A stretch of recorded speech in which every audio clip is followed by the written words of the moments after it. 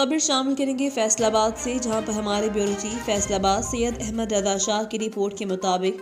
अखुवत Islamic microfinance government of Pakistan के Ehsaas programme के तहत अखुवत इस्लामिक माइक्रो फाइनेंस समुंदरी में गुजरा रोड नई समुंदरी में जामे मस्जिद अनवार मदीना फारूक में 100 खानदानों में 50 लाख रुपए के बिलासूद कर्जे हसने तकसीम किए गए, जिसमें बतौर chief guest Chaudhry Fayyaz Sahib civil जज समुंदरी, चौधरी इरफान अहमद साहिब एडवोकेट, अब्दुल्ला गाजी साहिब एडवोकेट, चौधरी एहसान उल हक ज़िया साहिब,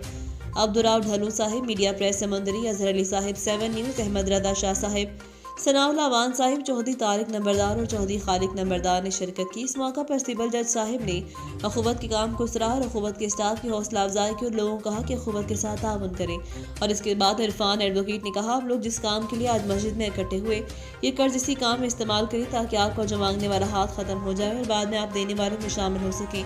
अखुवत के एरिया मैनेजर रशीद अहमद ने अखुवत के प्रोजेक्ट्स के बारे में लोगों को बताया और ब्रांच मैनेजर एहतशाम उल हक ज़िया ने लोगों को अखुवत के कर्ज हुसन की जिम्मेदारियों के बारे में, किस्तों के शेड्यूल के बारे में आगाह किया और आखिर में ब्रांच मैनेजर समुंदरी ताहिर महमूद ने आने वाले मेहमानों का शुक्रिया अदा किया और दुआ की लोगों में चेक्स तकसीम किए गए। आप इसको ज़राअत के लिए इस्तेमाल नहीं करेंगे, ज़मीन के लिए इस्तेमाल नहीं करेंगे, जिस मकसद के लिए यदि जा रहे हैं उस मकसद के लिए इस्तेमाल नहीं करेंगे, तो मैं आपको कहता हूँ कि आपके इस कर्जे में जमानत दी है। ऐसे ही है,